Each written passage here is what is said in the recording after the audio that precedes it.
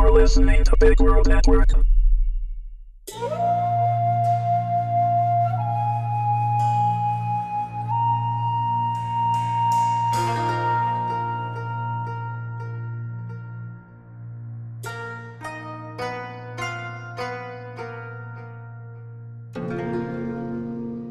The Vampire Inquisition, Episode 1. Written by Daniel Mitchell. Read by Amanda Mavison.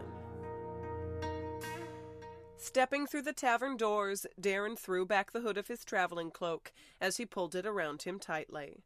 As he approached the bar, he gave the portly man behind it a nod, purveying the room with his watery blue eyes and an anxious look. Once he'd been seated, the round-shaped bartender, with prominent scarring that covered the left half of his mouth, waddled over, leaned onto the bar, causing his stomach to spill out onto it. "What'll it be then, Darren?" Nothing. I didn't come here to drink," Darren replied, clutching at the front of his cloak with trembling hands. With a slow nod, the bartender studied him for a moment, then leaned in further, pressing his stomach against the edge of the bar and speaking in a quieted tone. "The boss is waiting for you in the back. You sure you weren't followed?" "As sure as anyone can be these days," Darren replied, to which the bartender smirked and nodded. A fair point. Then, with a sigh, the portly man leaned back and resumed wiping at his glass with a rag, still speaking quietly so as not to be overheard. "Order something to drink, and once you've finished it, I'll slip you around the back to the storerooms. You need to look like you came here to drink." Grunting quietly in frustration, Darren shook his head. "I don't want no—" "One stout coming right up," the bartender cut in, speaking loud enough to be heard by the general vicinity as he turned away. When he returned with the heavy mug filled to the brim with a rich, frothy, dark brew, he set it down in front of Darren and leaned in once more. "That'll be 3 coppers. Then, as Darren produced the coins, he lowered his voice once more. "Drink up, Darren." Sitting at the bar, Darren sipped nervously at his drink for what felt like ages. Patrons came and went, walking in through the large wooden doors and staggering back through them as they left. Song, story, and general merrymaking took place all around him, and after a while Darren began to feel comfortable enough to relax a bit. By the time he'd nearly finished the contents of his mug, the tavern was almost empty, and it was as he was about to raise the mug to his lips to finish its contents that the bartender approached him again. "Go and have a piss, and come round to the other side of the building when you're done." With a nod, Darren rose from his stool at the bar and carefully made his way out through the tavern doors. Turning right, he ducked down an alley and made a point to stop within view of the street to relieve himself, turning his head every so often to make sure he wasn't being watched. At last, once he'd finished, he tucked himself back in and disappeared into the darkness of the alley, where he waited patiently until the flicker of a candle appeared and a voice whispered out to him, "This way." Glancing back at the street one last time, Darren ducked down through the cellar door, which the portly bartender promptly closed behind him. Once the door was secured, the bartender turned and led him through a series of casks and barrels, followed by racks of bottles containing wine and various other spirits from across the western kingdoms. When at last they reached the storerooms, a small, simple wooden table was set up with a pair of chairs facing each other on opposite ends.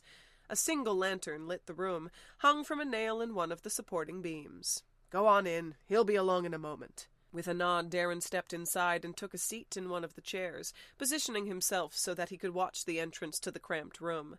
As the bartender disappeared with the candle, Darren reached into his cloak and placed his hand on the brown leather pouch belted at his waist, followed by the pommel of the curved dagger he kept sheathed at his hip. When a figure appeared silently, Darren startled so suddenly that he nearly jumped from his chair. "I see it didn't take you long to fall back into your old ways, Darren," the man stated, as he calmly entered the room and pulled the opposing chair back from the table. "Don't sneak up on me like that, Malin," Darren hissed, as loudly as he dared. With receding brown hair and a pair of misty green eyes, when Malin furrowed his brow at Darren and raised a single finger to his lips in a gesture of silence, Darren begrudgingly averted his gaze in submission. Garbed in a leather cuirass over a blue and green long-sleeved tunic, Malin watched Darren for several seconds, frowning when he saw the jittery hand that held the front of his cloak shut and the watery eyes that avoided his gaze. "Awfully jumpy this evening. For someone who swore he wasn't followed, the way you're behaving does little to reassure me." "A man in my position has a lot to worry about these days. You've no idea what it's like in those penitent cells," Darren spat back. I hear you're fed 3 meals a day and given a comfortable bed of straw to sleep in, Malin scoffed. Oh, sure, Darren said, his voice rising temporarily until Malin shot him another threatening glare. Comfortable bed of straw to sleep in, until they wake you a full 2 hours before dawn to attend the penitent's mass. Then you get to spend the rest of your day either lying in a cell, staring at the walls and trying not to go mad, or breaking your back scrubbing the floor of the church with a horse-brush, while a black cape stands 3 feet away and scrutinizes your every move. Either one is downright maddening. And then to make matters worse, you eat the same food as the church knights.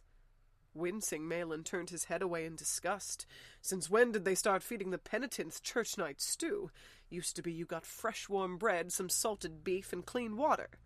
Yeah, well, you can thank the Wrathful Tempest for that one. I'd rather be thrown in jail with the rapists and the murderers, truth be told. At least you can get a pipe of angel's breath there, if you're willing to pay, Darren added, while Malin shook his head to clear his mind of the notion. I couldn't give 2 shits what problems you had during your little stay in the church's cells. You were the oaf that got caught to begin with. Now did you bring the goods? Malin asked, sitting forward in his seat eagerly. Yeah, let's see you dodge the church's new enforcer, see how long you last. Things aren't the same anymore, ever since they wiped out them followers of Necros and what have you. This Wrathful Tempest is a dangerous man for people like you and me. As he spoke, Darren retrieved the brown pouch from his belt and slid it across the table toward Malin, then instinctively returned his hand to the pommel of his blade. Only for men like you, Darren, Malin responded. Reaching out, Malin took the pouch and undid the drawstring, leaving the pouch sat on the table while he took a pinch of its contents between his fingers and lifted it to his nostrils, sniffing at it suspiciously, when the smell caught him as his head snapped back instinctively. What in the abyss is this? Malin demanded, flinging the powder across the table at Darren. I was told you were bringing angel's breath. It's a new form, far more potent. Fetches a higher price, Darren replied, grinning at the way Malin rubbed the bridge of his nose. Higher price? What are you playing at, Darren? Malin said irritably. New supplier. Only deals in high-quality goods, Darren responded. You want it or not? Considering how limited my options have become, what choice do I have? Malin grumbled. And what do I owe your new supplier? 10, Darren answered. 10 silver? Malin scoffed. 10 gold, Darren corrected, shaking his head. 10 gold. Now I know you speak in jest, Malin said, pushing back from the table. I'm not paying 10 gold for a crate of this. It isn't worth it. The 10 gold is for the pouch, Darren stated. If you want more after you've tried some, we can discuss the price of a crate. It's ludicrous, Malin chuckled. 10 gold. Who in the abyss does this new supplier of yours think he is? Here. Pulling the drawstring shut, Malin tossed the pouch across the table toward Darren. You've met one of his associates before, Darren said plainly, and as he did, Malin halted halfway between the table and the entrance to the cramped room. Turning back around slowly, Malin looked at Darren with a newfound sense of respect and fear. You mean, he muttered. That's right, Darren smiled, with a nod of his head. One and the same. Listen, Malin stammered, returning hastily to his seat. I'm not looking for trouble, but there's no way I can move product this expensive. You should have thought of that before you reached out, Darren sighed. People who waste his time tend to wind up missing. Rubbing his face in his hands for a moment, Malin threw them up as he took an exasperated tone. I just can't. There was literally no way I could... But he was cut short as the sound of a thud came from up above. Going completely still, both men listened as the sound of heavy footsteps flooded the tavern, followed by an eerie silence. With their eyes focused on the ceiling, Malin spoke in a hushed whisper. You were followed! How could you know they're here for me? Darren shot back. But even as they spoke, the 2 men slowly rose from where they were seated and began making their way out of the cramped room as quietly as possible. I never should have let Boris let you down here, Malin mumbled to himself as he shook his head. Reaching out with his left hand, he quietly lifted the lantern from the nail it was hung on, and began to slowly make his way toward the cellar doors along the southern side of the building. It was just as Malin reached out to gently ease them open, that the doors flung open so suddenly as to cause Darren to cry out in a shrill scream.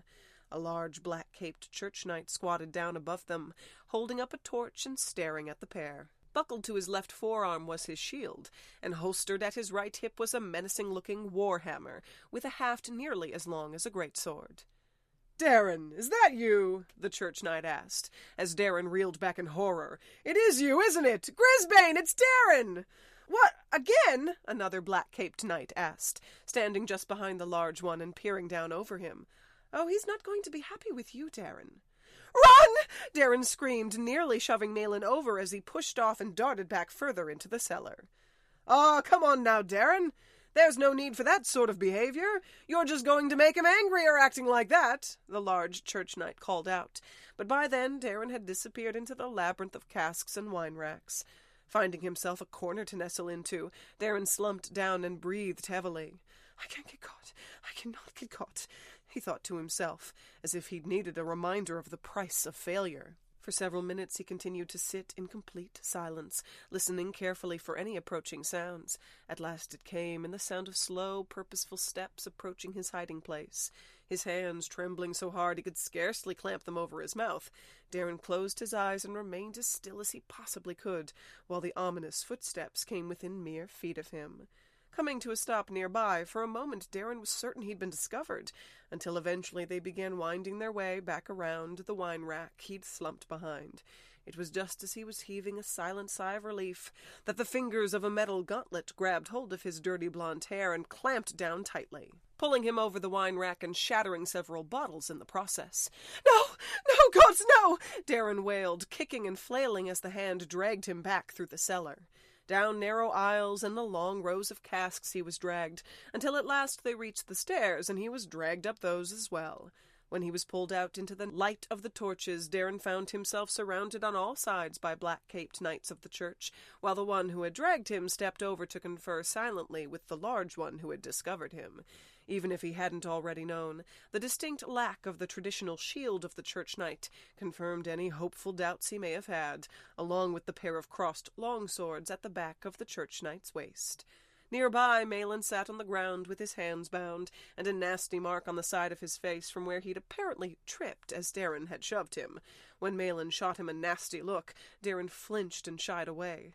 "They may not know everything," Darren thought to himself, as he fought to regain his composure.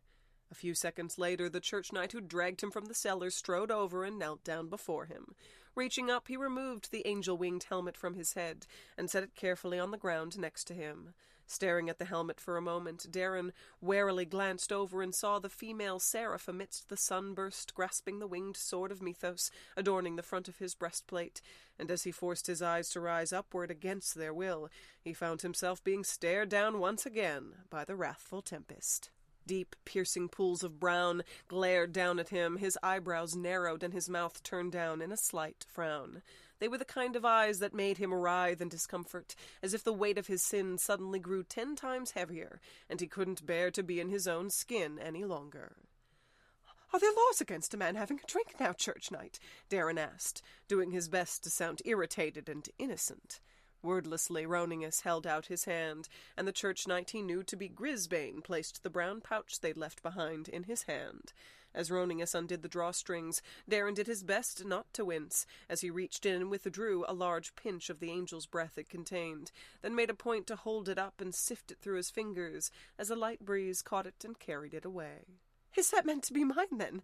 Because I've never seen it before," Darren proclaimed confidently, yet by the way Roningus stared at him, he knew his words were futile. As he handed the brown pouch back to Grisbane, Roningus made a 2-fingered gesture in Darren's direction, at which point the large church knight produced a set of iron manacles and began to advance upon him.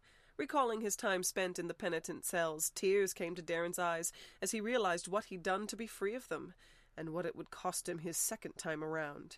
"You don't understand. If I talk, he'll make an example of me." As Darren began to weep openly, Roningus held up a hand. "One moment, Ionis."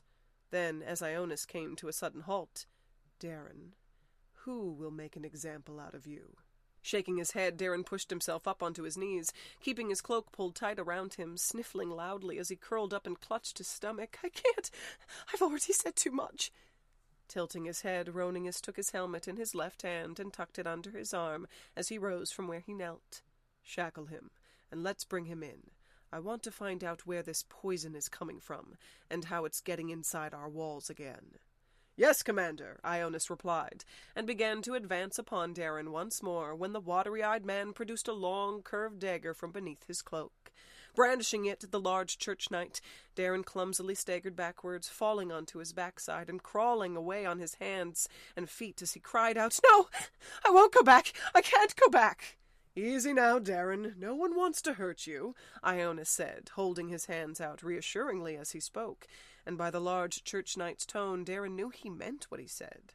But as the memories of what had happened to the others who had made the mistake of saying what they shouldn't have came flooding back to him, Darren knew that over time the reassurances of the church knights would gradually win his trust again, and ultimately bring about an excruciating death the likes of which he hadn't the courage to face. Surrounded on all sides and seeing no way through their ranks, Darren continued to point the dagger at Ionis threateningly for another moment, until without warning he turned the blade upwards and put the tip just behind his bottom jawline, driving it upwards through the roof of his mouth with a forceful thrust. "Darren!" Roningus shouted, as he shouldered past Ionis and dropped his helmet to kneel down, but by the time he had reached the blond man it was already too late. Blank eyes stared up at Roningus, his mouth hanging open as blood streamed openly from the corners of it, the blade of the dagger visible inside his mouth as it passed through the soft tissue behind his chin and went up into his skull. Reaching out, Roningus delicately removed Darren's hand from the grip of the dagger as he stared down in disbelief, the gathered church knights crowding around to look down upon the man's body. "By Mythos," one of them remarked, while several of them made gestures of blessing over the corpse. "This isn't like Darren," Grisbane said, as he came to stand at Roningus's left, while Ionis loomed over his right shoulder. "He's been running all sorts of nasty things for years, and I've never seen him this spooked before. Something doesn't add up here." "Who could have had him so terrified that he'd sooner take his own life than talk to us?" Ionis added. "That is a good question, Oath Brother," Roningus said, his voice the same unnervingly calm as it always was. "Perhaps his partner here will be more accommodating." As he spoke, Roningus turned and looked at Malin, who had still been looking on with a mortified expression until all sets of church knight eyes turned to him. "Damn it," Malin said out loud. "I never should have had Boris let him downstairs." "No, you shouldn't have," Roningus replied, and as the wrathful tempest rose and advanced upon him, a warm stream originating between Malin's thighs began to make its way down his legs when he saw the look in the church knight's eyes.